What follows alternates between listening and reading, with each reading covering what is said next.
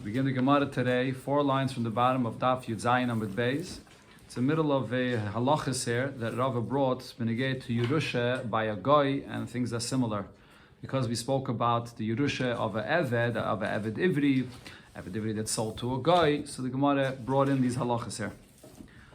Talk to Gemara, 4 lines from the bottom. Oivid kechavim esager, a goy yarshening his father, became a ger, or v'geres a ger, or a ger that's yarshening his father, which is a ger, and we're talking over here about a ger that was born a goy, and then later he was megayer together with his father.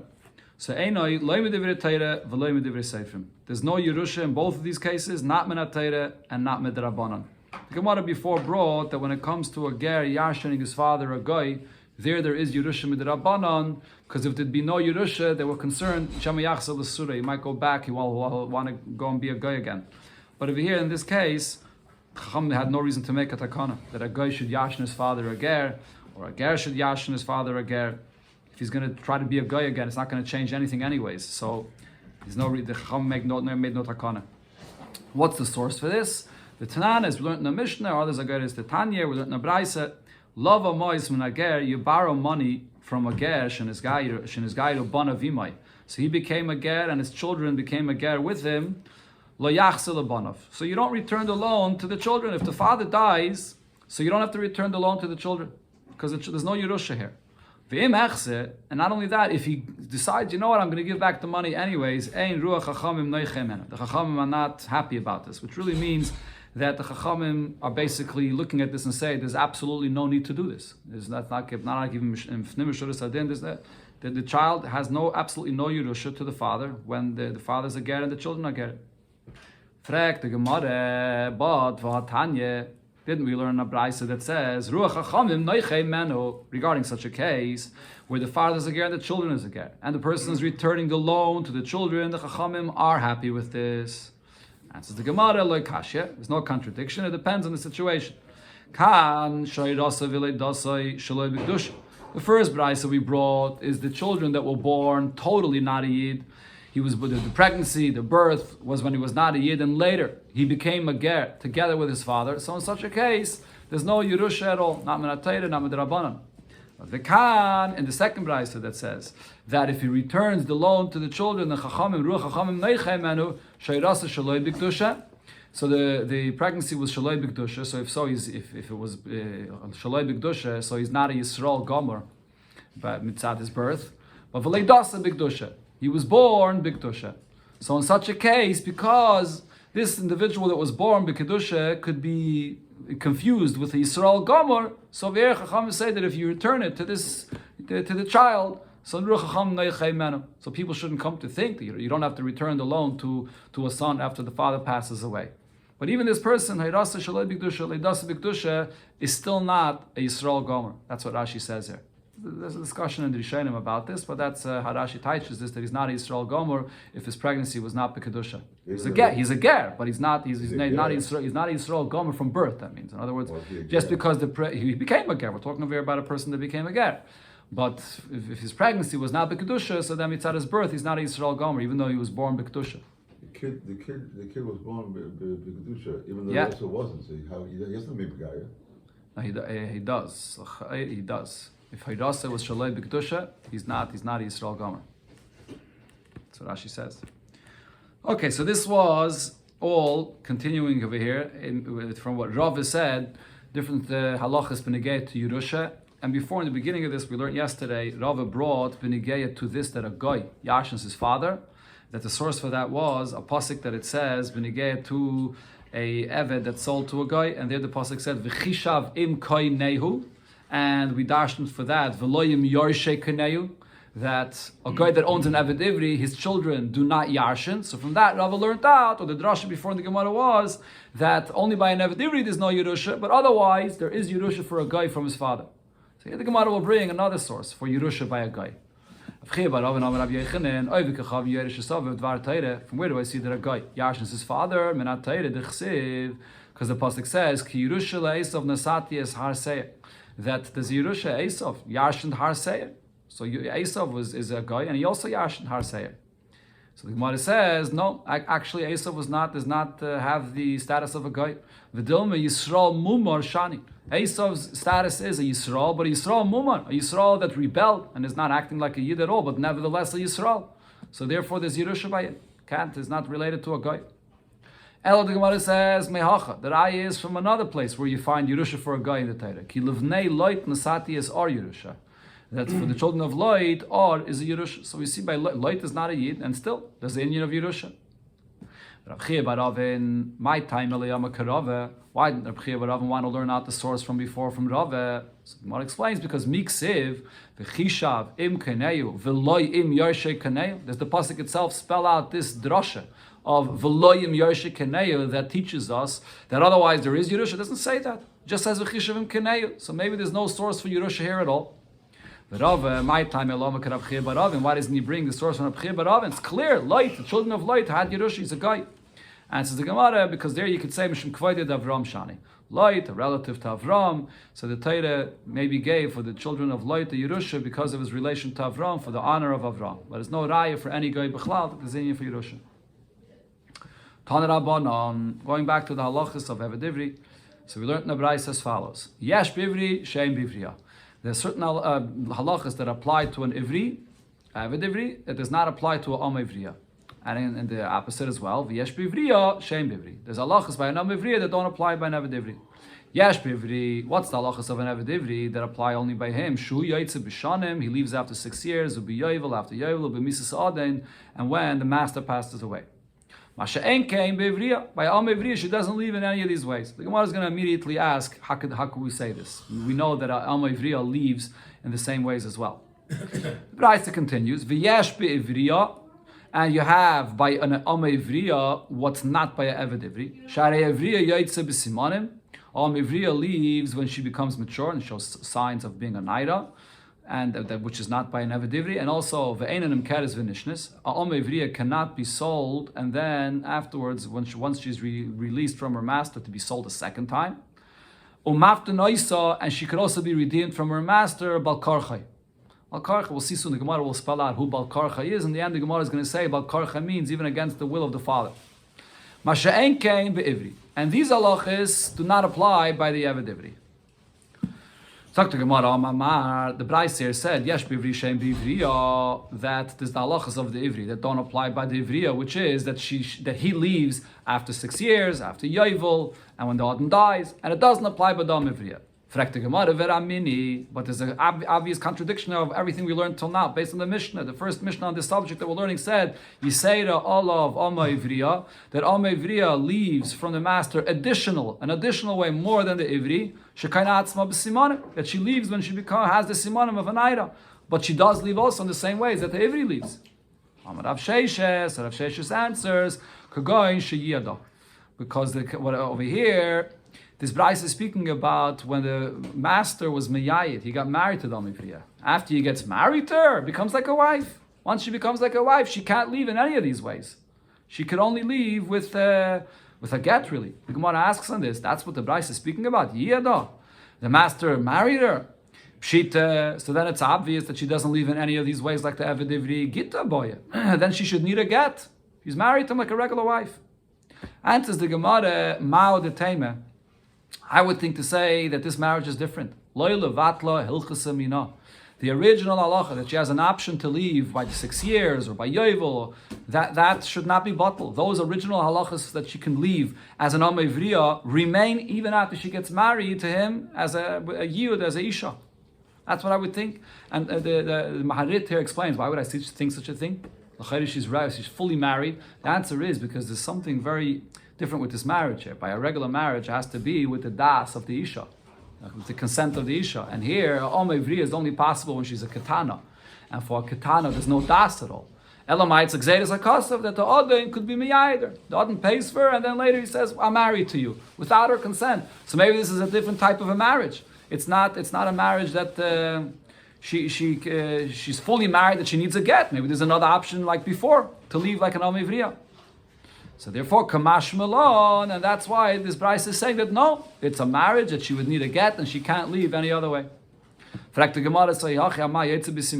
Braisa say afterwards that this Amevriya does leave when she becomes a night? If now she's married, she needs a get. And says the Gemara, what the Braisa is saying is, Im lo yada yotzaf b'siman. The Braisa wants to point out halachas that apply by a Amevriya that don't apply by an Eved Ivri. So here it says that there's this halacha. If he was not miyayir her, she could leave with simanim, and that does not apply to the Eved Ivri. Then the Braisa said, "Ve'einanim keres v'nishne." So Amevriya cannot be sold and then sold a second time. So Miklal, and so from this we understand the whole point the Braisa is saying here is the Eved Ivri nimke v'nishne. The Eved Ivri could be sold a second time.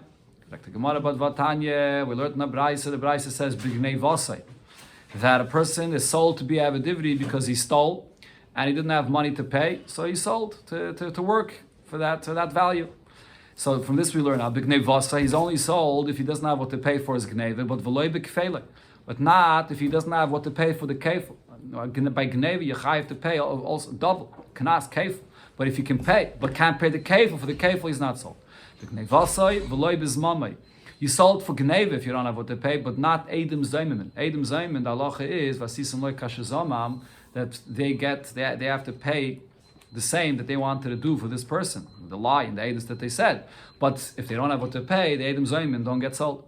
And the third thing, and here this is what's negay for the point we're talking about, Bignei Vasai means, Kivin Shanimka Pa Machas, once he was sold one time, you can't sell him a second time. So you see clearly that an Eved Ivri as well cannot be sold a second time. Amarave, so Rav answers like Kasha. It's not a question. Kam be'geneva achas, when he sold with one geneva, so then for one geneva he can't be sold twice. And kam b'shtei geneves, but if there was two genevas, if he stole twice, so then he can't. So then he couldn't be sold a second time. So as Rashi explains, what Rav is trying to say over here is that even when he stole two times, he stole twice from the same person, and it's really all one didn't tell you. But nevertheless, the Rabbi says there's a difference. If let's say you stole from someone $100 that is, all at once, so then if you don't have money to pay, you can't be sold once to pay $50 and then once to pay another $50. The value of $50 can't be sold twice for one time that you stole. But if you stole from the same person twice, so then even though it's one din Torah and it's the same $100, nevertheless you can be sold twice for that, two gnevas. Amalei Abaye, but Abaye says that's not the mashmos of the word Bignei Vasai. Bignei Vasai, tuva mashma. The word Bignei Vasai reads that it means that even for many Gnevas, he sold for all of them.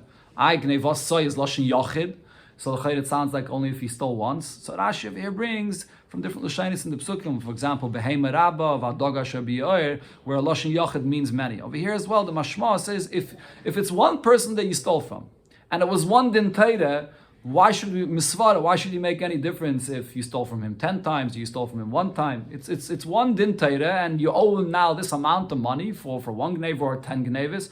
So you should be able to be sold for this money that you owe him for the gneva. Ma'inaf kemin if it's one time or 10 times. And the lashon gnei vasai includes all these times as well. So therefore the Gemara says, Elam Abaye says the distinction is different. Loi kashya. Kam b'adam echad and kam b'shnei b'nei adam. If you stole from one person and then there's one din Torah, so then you sold only once for that, and that's even if you stole from that person many times. And kam b'shnei b'nei adam, if you stole from different people, so now the main point is Rashi says that it's two different dinei Torah. You owe him money, you owe someone else money, or Rashi says it could even be that you stole from the same person. But let's say you stole from someone and you couldn't pay him, and you got sold for that, and you worked for him. And then afterwards, once you redeemed or you released after you're done, you steal from this guy again, and so you have to be sold to him a second time. Why? Because the point is, it's like two different people. In other words, two different dinei Torah. So you're going to be sold twice for that. Tana Rabbana and in a Braisa we learned about this. Here, there's a few opinions here in the Braisa. Genevoi elef, a person steals $1,000, and v'shavach chamish meis, and the amount that if he's going to work for 6 years, so that's only in a value of $500. So even if he's going to be sold as an Eved, his work is only going to be worth half of what he stole. Nimka v'chayze v'nimka. So he sold once for 6 years, and then he sold again for 6 years to pay the whole thing. Gneve chamish meis. But if he stole only 500, and then v'shave elef, but him working for 6 years, so that's worth 1,000. Ein nimka klal. So then he's not sold at all because he's worth more than what his gneve is. He's not sold at all. Rabbi Eliezer says, we don't make this distinction here. We always say as follows. If his geneva is exactly the same as the amount of what his value is when he sold, nimkar, then he's sold. But v'imlav, if the value is not the same, ain't a nimkar, then he's not going to be sold.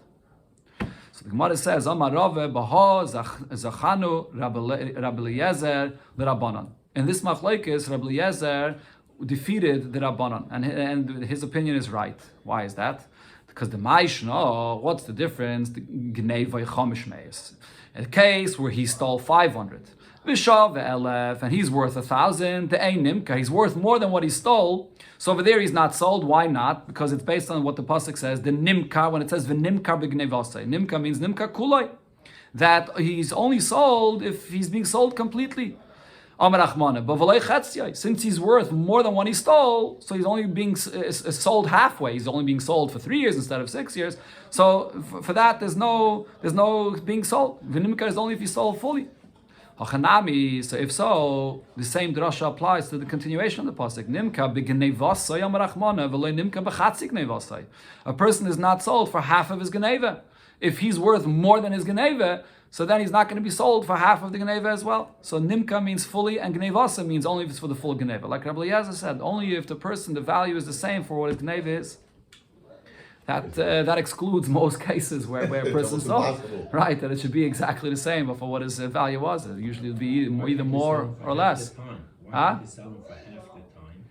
Because that's the full sale of the person. Shei shanim. That's when you sell an eved, it's 6 years. That's considered to be the full sale of the person. So then, going back to the Braisa said by Omevriya, she could be redeemed from her master, Balkarchay. Now, Balkarchay of who? So, Savara Rava Lemeimar, Rava thought to say, the pshat here is, Balkarchay Dod, she's redeemed even against the will of the master. Amalei Abayis says, what does this mean? My meal. So, how does this play out? The chesabne leishtora admei, does that mean that if she has no money to redeem herself, so the father could go and write a shtar to the master and give him a shtar that says, I owe you this and this money that I want to redeem my daughter with. And he doesn't pay the money. And the master says, I don't want this. If you have money, you can redeem her. If not, not.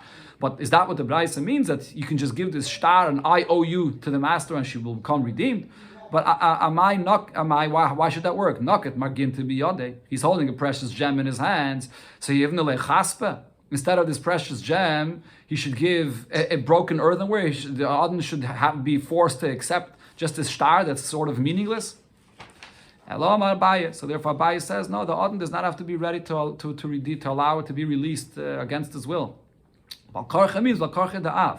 The father that sold his daughter, he didn't have any money, so he sold his daughter to have money, but we now force the father to go and redeem her. And the reason is, Mishum Pegam Mishpacha, because there shouldn't be a blemish in the family, that they have a member in the family that sold as a maid. So Rashi says what this means is, if we see that the father has money, and he's even though now he has money, he's not redeeming his daughter, we force him to redeem his daughter.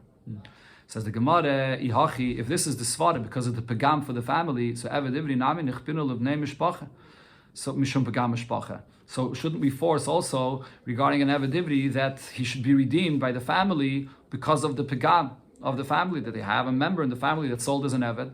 Says the Gemara, no, we can't do that because then hada azlo mazben nafshei, he's going to go and sell himself a second time. He sells himself and he makes money, and then people feel bad that they have a member in the family that Pegam Mishpacha. They redeem him and he'll do it again. Fragt the Gemara, if so, hachanami hadar azil umazmala. Why shouldn't we say the same thing regarding the father? That the father is going to go and sell the daughter again, so we're going to force him to redeem her, but then he can go and sell her a second time. Says the Gemara, no, but that's not a concern. Katani einanim keres v'nishnis. Regarding the Alma Ivriya, we learned before that it says that she can't be sold a second time. And the Gemara here is going to bring the source for this. So the Gemara Umani Rab Sheminhi. The Braisa we brought before that a Alma Ivriya cannot be sold a second time, it's a machlekes, and this Braisa is following the opinion of Rab Shimon. The Tanya is we learned in the Braisa, a father could sell his daughter or could marry off his daughter, and then he could marry her off a second time. So Rashi says what that means is, if he married off his daughter and there was only Eidus in the first stage of marriage, and then the husband died or divorced her, she goes back to the father's possession, and he can marry her off a second time. L'shivchos v'shayne. He could sell her as a shivcha one time, and then after 6 years or after yovel or whatever, she leaves. And if she's still a katana, the father could sell her a second time. So here the Tanakama holds that you could sell her Amivriya twice. Leishus acha shivchos. Aval, sorry, 1 second. Where am I holding over here? Leishus acha shivchos. So the father now could marry off his daughter after he sold her as an Amma. And now she comes free. And she's still a katana or even a naira. So he could marry her off. However, once he married her off, even if then afterwards she got divorced or now she comes back into the father's possession, he's not allowed to sell her anymore as a maid. We'll see soon, the Gemara will bring the sources for all this. That's a Tanakama. So again, the Tanakama held that you could sell her Mivri twice. However, Rab Shimon says, just like a father cannot sell his daughter as a maid after he married her off already, once he sold her once, and even though she came out and back to him, you can't sell her a second time. So what's the source for this? The Gemara brings another brayso. But plukte the hani tanoi. They're arguing in the drasha that the following tanoim argument. Tanya, the brayso says, the pasuk says, bevigdoi ba.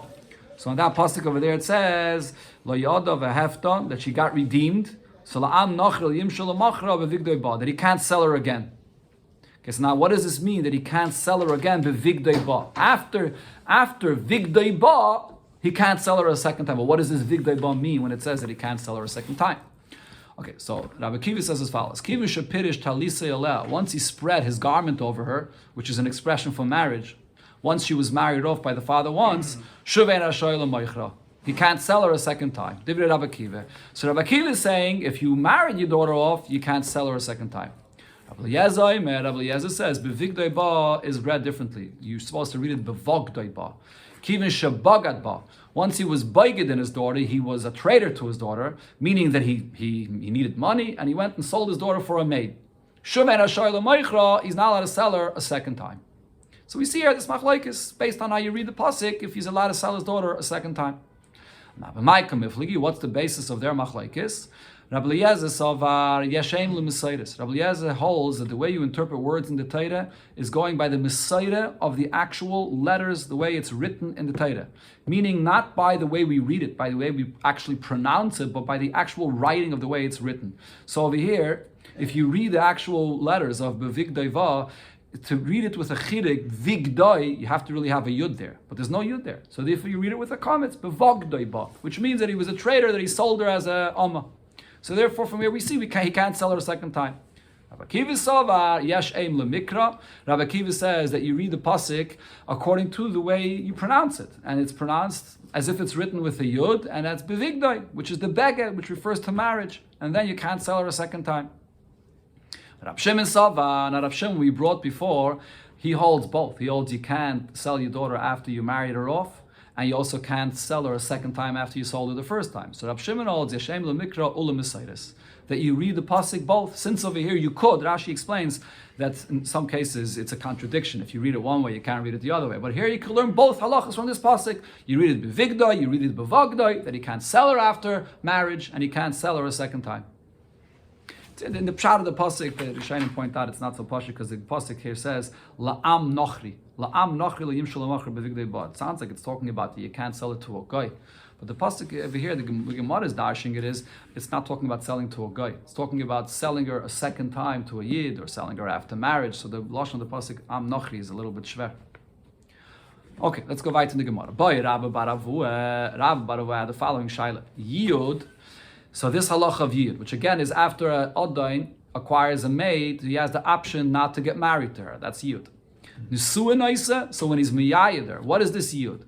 Does it mean that when he comes to her and tells her that, as we'll see soon in the Gemara, there's actually a machlokes about this, but according to one opinion, Yid is, he comes and tells her that the money that I paid to you, when I bought you, that money should now be for Kidushin.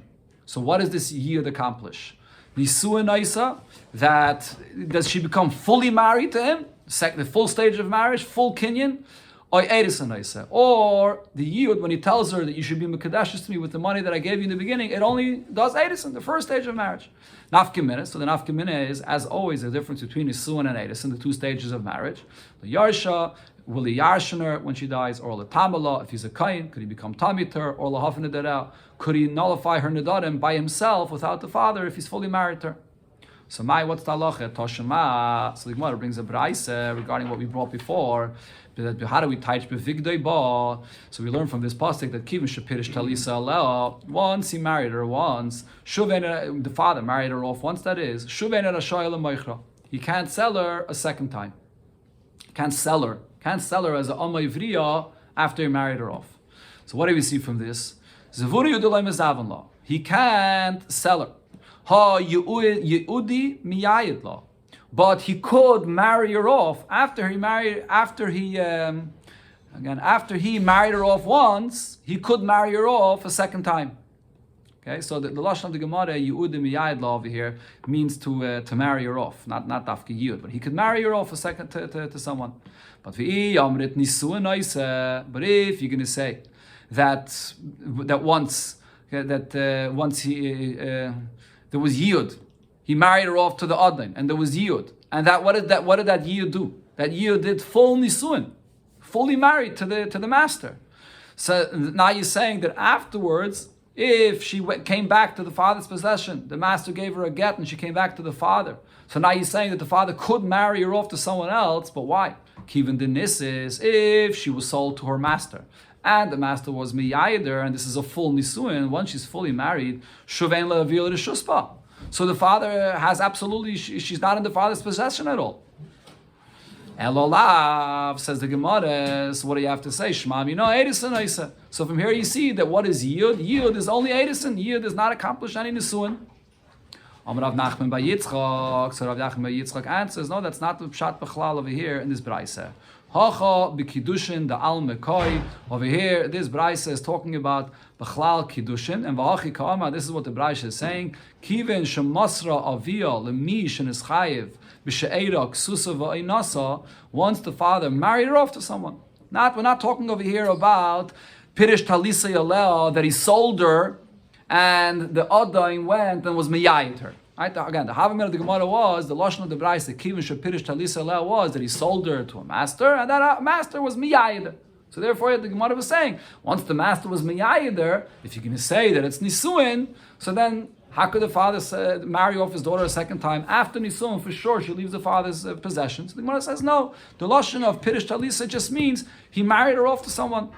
And then Shuven Yachal Meichra. After he married her off to someone, he can't sell it to someone else, as we said before the halacha. After you marry her off, after Ishus, he can't sell her for Shivchus. So it has nothing to do with Yud over here, this Lashon of Pirish Talisa Elah. Toshema, the Gemara brings a raya from another Braise. Ein Meichra Lekroivim. So the Tanakama says you can't sell a Omevriya to relatives. And the reason is because since for a relative it's impossible to fulfill yiyud, so since the Torah says that by Omivriya the Odin could be meyayid, so the whole concept of Omivriya is only when you have that option. Otherwise there's no Omivriya. But Mishum Rabbi Eliezer Amru, the name of Rabbi Eliezer was said, Meichra Lekroivim. No, she could be sold to relatives, even though there's no yiyud is an option if it's a possibility, but if it's not, then there's no yiyud. But she can still be an Omivriya. Shavin, they all agree, Shemeichra almana l'kohen gadol, he's allowed to sell an almana to a kohen gadol, or a grusha v'chalutza l'kohen hedyot. Even though there's an isser in these cases for them to get married to the kohen gadol or the kohen hedyot, but nevertheless, it's a lav. And by a lav, there's an isser, but the Kidushin takes effect. So over here, it would be a lav for the master to be meyayid, this Omavriya, because she's an almana. But nevertheless, because the Kidushin takes effect, so the yiyud is a possibility, so she could be sold as an Omivriya. Okay, so now Gemara wants to understand, what does this mean over here that she's being sold as an almana to Kohen Gadol? How is she an almana? Hi almana, heichidami. This almana over here, what are we talking about? How did she become an almana? Ilay mit the Kaddish nafsha. So is the case of here, she was Mekadesh herself? She married herself off to someone? Almana Kadilos, she's called an almana. If she marries herself off, she's not called an almana. Ve'ela, the kitcha avia. So Elamai, what are we talking about if her father married her off already? That's the only time she could really be an almana, if she's a katana. The father's the one that's marrying her off. So if so, mimotzi mazbilno. after the father married her off once, well, how's it B'chlal saying over here that the father could sell her as an almana to a kohen gadol? How could he sell her? A father cannot sell his daughter for shivchos after ishus. So how does this Bryce? What's the Eichatimtze? How does this make sense that there's an almana being sold as an almevriya after ishus, after the father married her off? There's no yin of shivchos. Oh, but Rav Yitzchak said, "Hacha b'Kidushin yiyud." Over here, what we're speaking about is how did she become an almana? Not because the father married her off. The father sold her, and then the Odin went and was miyayid her. So once the Odin was miyayid her, so that itself, so she was married now, and the father should not be allowed to sell her a second time. So here the Gemara brings a different opinion regarding how yiyud works. Va'aliba de Rav Yosef bar Yehuda, and over here this Bryce is going to like the opinion of Rav Yosef bar Yehuda. The Omar Rav Yosef bar Yehuda says, "Mois harishainis lav lekidushin nitnu." That the way yiyud works is not that the Odin pays for her. And then later on, he just comes to her and tells her, the money that I paid you before, you should be mekadeshes to me with that money. It doesn't work that way. The money that was paid in the beginning was just for her to be a maid. And now, when he wants to marry her off later, how is he marrying her off? So we'll see later in the Gemara. The Gemara is going to explain this, that he marries her off by, as long as there's any time left for the work that she has to do for him. So he tells her, I'm marrying you with the value of that work that you owe me to work for me. So you'll be Mekadesh, so you won't have to work for me anymore. That value, that's what he's being Mekadesh with. But not with the Mois HaRishainis. That was the pshat that Rav Amram Yitzchak said over here. Okay, so therefore, she's an almana. The father did not marry her off. She got sold. And then there was yiyud, and the yiyud was not by the father that sold her to this Odin. The yiyud came later. The Odin is miyayider, it's a separate thing, nothing to do with what the father originally sold her. And then, if the Odin dies, and now the father could sell her again. And that's the case of the Almana over here. So now the Gemara says, but v'i amrit, nisu and Naisa, if you're going to say that yiyud, what does yiyud do? It creates a full marriage of nisuin. Once she's fully married, so then the father has no possession over her. It doesn't make a difference if the father is the one that married her off, or by yiyud, the father doesn't do the marriage at all. The yiyud comes just by the odain later on, and it's not connected to the money that the father paid in the beginning, but might not come in it. Nisuin takes a girl totally out of the father's possession. So how is there still a case over here that she can be an almana? So Gemara says in this, maybe we can make a distinction regarding nisuin as well. So now, what are you going to tell me? Edison, I said. The yiyud only accomplishes that to the first stage of marriage. Edison. So if so what's the pshat of here? Vishavin shemaychra. You're saying that everybody agrees that an almana can be sold to a kohen gadol. But the problem is, our question before was, how could the father sell her? He can't sell her as a shivcha after ishus, after she was already married, the father married her off already. So what was the point of the answer that we said before? Gemara is going back to the point that it said before. So the point we said was, it depends who married her off. Shani Edison Dida, Edison Davia. There's a difference when she married herself off from when the father married her off. If the father marries her off, then he can't sell her again as a shivcha. If she marries herself off, the father could sell her as a shivcha. Now, what case is it that she sells herself, that she marries herself off, that is? So that's what the Gemara already explained before. By yiyud, if you follow the opinion of Rabbi Yosef Rabbi Yehuda, so then the fact that she's getting married to her master has nothing to do with the father. That's Gzeiras HaKosov that the Torah says that the Odain could marry her without the father getting involved at all in this. So you're making a distinction regarding Edison, who married her off. If the father married her off once, then he can't sell her again. If she got married on her own between her and her master, so the father never married her off before, so then later, if the Odin dies and she's an almana, the father could sell her as a maid to this Kohen Gadol. So if so, we can say the same thing over here regarding the Nisuin. Second, may I remind the Lashon of the Gemara?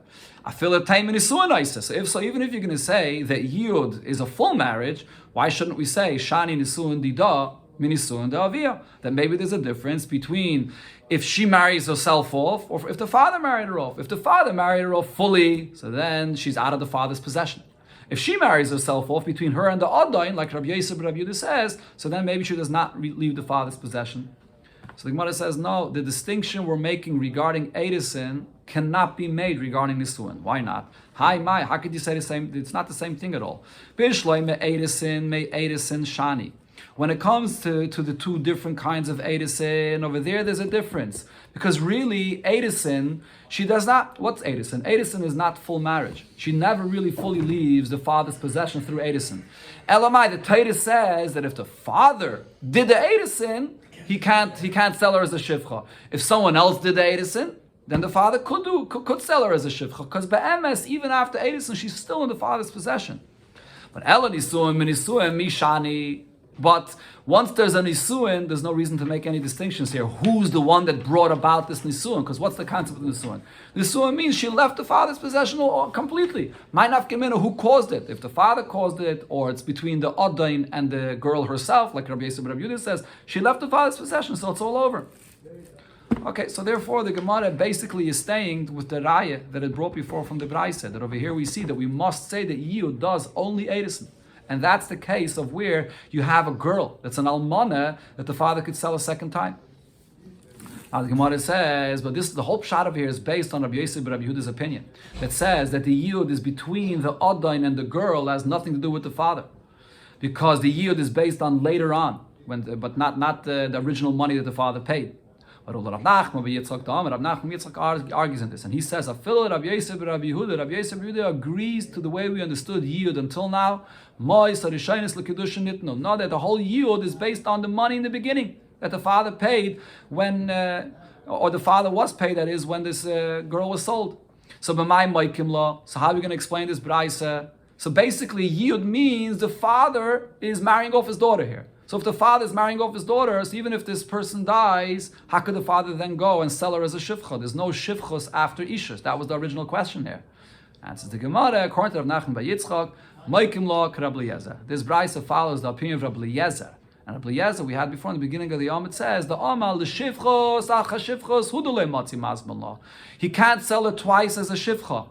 Because he learns in the pasuk bevigdoi ba. Bevigdoi, he learns that, or actually he learns bevogdoi. Bevogdoi with a comet, which means that once he sold her once, he can't sell her a second time. But after the father married her off, and the husband died, and she's an almana, he could marry her for shivcha. So the brayse goes like Rabbi Eliezer. Rashi says this is a simple answer. The Gemara didn't want to say this answer in the beginning, and it said this complicated answer about Yud with Rabbi Yosef Rabbi Yehuda, because Rabbi Eliezer shamuti. Rabbi Eliezer was Talmidei Beis Shammai. We don't pass like him ever. So I didn't want to say that this brayse goes like Rabbi Eliezer.